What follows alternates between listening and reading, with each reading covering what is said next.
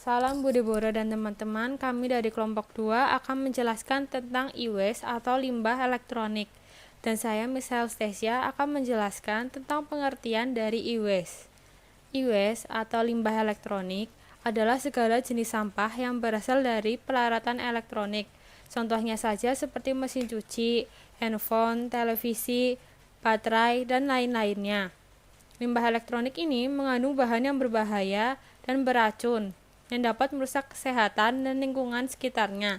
Oleh karena itu, sampah elektronik ini harus dikelola dengan cara terpisah dari sampah yang lainnya, agar tidak mencemari lingkungan sekitar. Dengan cara kita mengelola sampah sampah elektronik ini dengan baik, maka kita akan mengurangi risiko dari negatifnya. Selanjutnya akan dijelaskan oleh teman saya. Baik, saya Julius Vincenzius, NPM 180323894. Saya akan melanjutkan presentasi dari teman saya sebelumnya. Saya akan menjelaskan efek e-waste terhadap lingkungan. Jadi, e-waste ini sangat banyak sekali contohnya.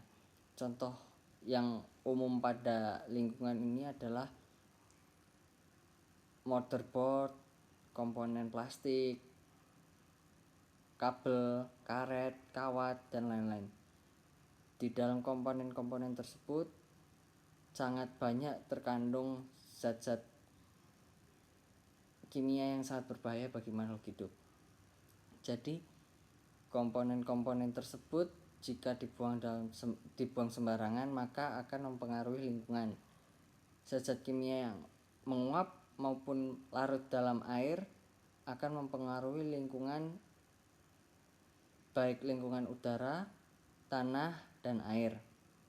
Dengan demikian dapat mempengaruhi ekosistem pula, karena di dalam lingkungan tersebut sangat banyak makhluk hidup yang tinggal di lingkungan tersebut. Jadi zat-zat kimia ini sangat berbahaya dan beracun yang berakibat membunuh makhluk hidup yang berada di lingkungan tersebut. Contoh-contoh zat kimia yang berbahaya adalah PVC, PBDA yang terkandung pada komponen yang cepat panas karena berfungsi untuk mengurangi tingkat panas pada komponen tersebut. Lalu ada zinc, karbon, lalu amonium dan nikel yang terkandung pada baterai-baterai yang dijual secara konvensional. Lalu ada zat merkuri yang sangat berbahaya bagi makhluk hidup yang terkandung pada monitor HP, monitor TV maupun monitor laptop. Selanjutnya akan diteruskan oleh teman saya. Terima kasih. Baik, selamat sore Ibu Deborah. Perkenalkan, saya Alfian Bayu Putra Dharma Yunantoro, NPM 180324125. Saya perwakilan dari kelompok 2 dan akan melanjutkan penjelasan tentang electronic waste yang ada di Indonesia, dan bagian saya adalah tentang kebijakan pengelolaan yang ada di Indonesia. Ada 5 kebijakan yang ada di Indonesia sampai saat ini, yaitu yang pertama ada Kepres nomor 61 tahun 93 tentang ratifikasi konvensi Basel. Yang kedua, ada Perpres nomor 47 tahun 2005 tentang ratifikasi ban amandemen.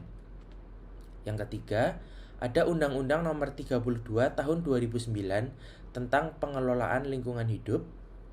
Yang keempat, ada PP nomor 18 tahun 99 JO dengan PP nomor 85 tahun 99 tentang pengelolaan limbah B3. Yang kelima, ada Undang-Undang nomor 18 tahun 2008 tentang pengelolaan sampah. Di sini ada pasal yang dispesifikkan, yaitu PP nomor 18 tahun 99 JO dengan PP nomor 85 tahun 99 tentang pengelolaan limbah B3. Disebutkan secara rinci bahwa yang pertama, limbah B3 dari sumber spesifik, terdiri dari komponen elektronik atau peralatan elektronik. Yang kedua, ada sumber pencemaran, itu bisa dari manufaktur dan perakitan, atau dari pengelolaan air limbah. Yang ketiga, asal atau uraian limbah. Itu ada sludge sisa proses, coating glass atau tabung CRT, pelarut bekas, limbah pengecatan, residu solder dan fluxnya, dan juga plastik casing. Lalu yang terakhir, yang keempat, ada limbah lainnya di luar kategori limbah P3 dan bersifat organik maupun anorganik.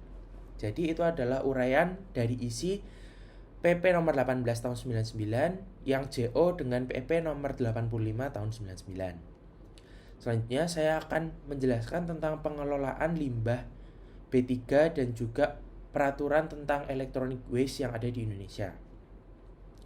Daur ulang barang-barang elektronik yang dilakukan oleh sektor informal bukan hal yang baru dan merupakan perkembangan praktek daur ulang electronic waste dengan biaya murah dalam pengelolaan electronic waste. Jadi pengelolaan barang-barang bekas atau sisa-sisa elektronik itu biasanya dikelola oleh para pelaku informal atau bukan dari pemerintah dan instansi resmi. Dan hal itu sudah terjadi sejak lama, bahwa memang orang-orang lokal atau lembaga-lembaga informal sudah banyak mengelola untuk menjualnya atau menjadikannya barang bekas. Hal ini juga terjadi di banyak negara berkembang termasuk Indonesia, di mana terjadi kesenjangan dalam pengelolaan lingkungan, tingginya peminat untuk pemakai peralatan elektronik bekas atau second hand, dan penjualan electronic waste untuk para pengepul mendorong pertumbuhan daur ulang sektor informal yang kuat. Jadi memang budaya masyarakat Indonesia masih tinggi tentang penggunaan barang bekas atau elektronik bekas yang dibeli dari para pengepul atau penjual secara informal. Dan itu mendorong untuk pengepul dan para pekerja informal yang mengelola electronic waste itu semakin kuat dan semakin berkembang pesat. Dan selanjutnya, dari pengalaman yang sudah dilakukan di lapangan menunjukkan bahwa yang hanya melarang atau bersaing dengan pengepul dan pendaur ulang sektor informal bukan merupakan penyelesaian yang efektif. Jadi, pemerintah atau lembaga instansi yang formal itu tidak efektif jika mereka hanya melakukan pelarangan atau menerbitkan peraturan untuk melarang dan juga bersaing dengan para pelaku informal. Karena para pelaku informal sudah lebih lama berkecimpung di dunia electronic waste, jadi mereka lebih bisa dan lebih memiliki market sendiri di masyarakat. Selanjutnya, permasalahan utama dalam pengelolaan electronic waste di negara berkembang adalah bagaimana mengatur insentif untuk daur ulang sektor informal sehingga dapat mengurangi aktivitas daur ulang yang tidak layak dan untuk mengalihkan lebih banyak electronic waste agar mengalir ke daur ulang yang dari sektor formal. Jadi memang kesulitan yang terjadi adalah bahwa penerapan kebijakan untuk membagi hasil atau insentif untuk para pelaku informal itu memang belum ditemukan. Jadi memang masih menjadi kendala bagaimana mengelola atau mengendalikan aktivitas kegiatan informal agar menjadi kegiatan yang formal dan pengelolaan electronic waste itu dilakukan dengan baik dan benar. Selanjutnya ada metode pengelolaan sektor informal dan formal yang sudah diterapkan oleh Cina sejak tahun 2007. Dan ide-ide itu meliputi 1. Selama proses desain dan produksi, teknik pengukuran seperti perubahan penelitian dan proposal desain menyesuaikan proses teknologi, penggantian dalam penggunaan material, dan menggunakan metode yang inovatif dan proses produksinya dikelola dengan baik. Yang kedua, selama proses desain, produksi, impor, dan penjualan, langkah-langkah seperti identifikasi nama-nama bahan beracun, zat berbahaya, elemen dan tingkat kandungan dan istilah untuk lingkungan yang digunakan oleh produk elektronik. Jadi memang perusahaan harus mendata apa saja barang-barang berbahaya atau yang akan berpotensi menimbulkan electronic waste dan mencemari lingkungan. Yang ketiga, selama proses penjualan harus ada pengawasan yang ketat dari saluran pembeli, menahan penjualan barang-barang elektronik yang mengandung B3, menentukan standar industri untuk pengawasan pencemaran oleh produk elektronik. Jadi memang harus ada pengelolaan dan pengawasan yang jelas dan juga tegas tentang elektronik yang mengandung bahan B3 untuk tidak diperjualbelikan dan tidak dikonsumsi oleh masyarakat.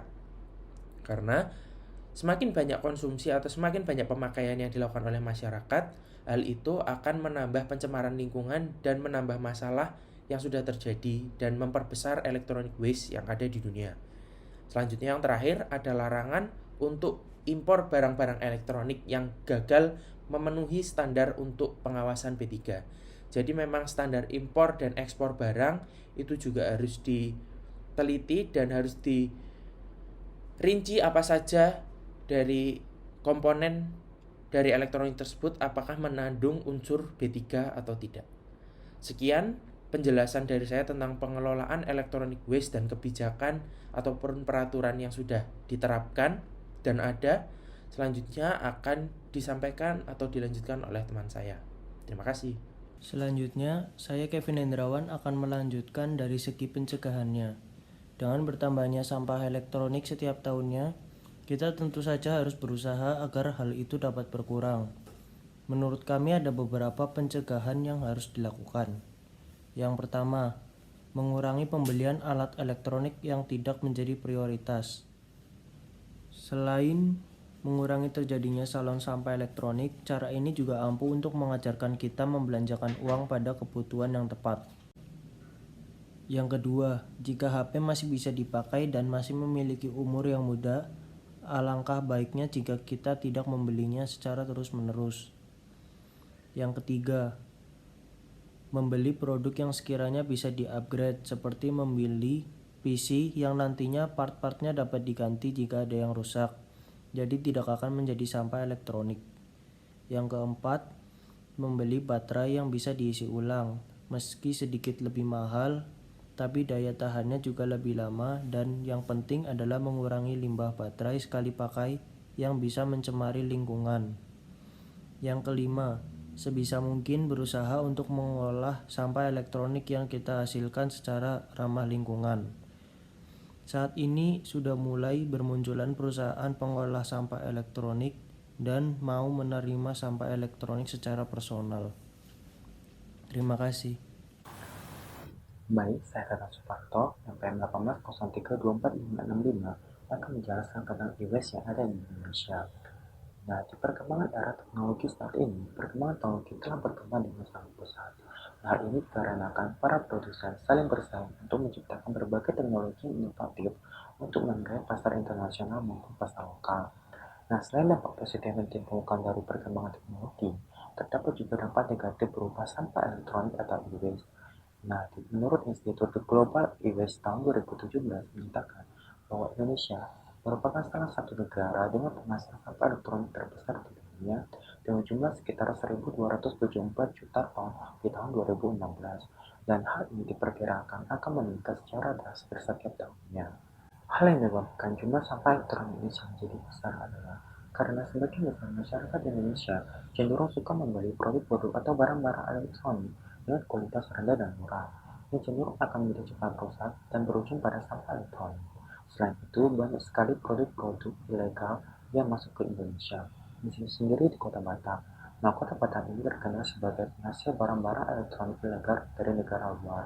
Murahnya harga yang ditawarkan menjadi menarik minat para masyarakat lokal maupun internasional untuk membelinya. Di Indonesia sendiri belum ada kejelasan mengenai pelaksanaan aturan-aturan jelas dalam penekanan jumlah sampah elektronik yang ada di Indonesia.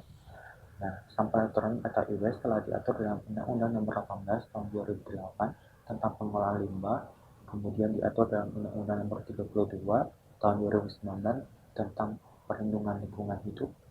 Selain itu, Menteri Kesehatan dan Lingkungan juga mengeluarkan peraturan tentang B3 yang masih belum berdampak besar dalam penekanan jumlah sampah elektronik atau e-waste yang ada di Indonesia. Nah, kurangnya penjagaan ketat dari pemerintah menyebabkan masyarakat menjadi acuh tak acuh terhadap sampah elektronik yang sebenarnya dapat berpengaruh terhadap lingkungan dan kesehatan mereka sendiri. Nah, kemudian dapat ditentukan bahwa e-waste yang ada di Indonesia sendiri sangat memprihatinkan. karena kurangnya kepedulian masyarakat dan pemerintah akan hal ini. Nah, untuk itu perlu adanya kesadaran dari pemerintah dan kerjasama dari seluruh pihak untuk saling bekerja sama untuk menekan jumlah sampah elektronik yang ada di Indonesia.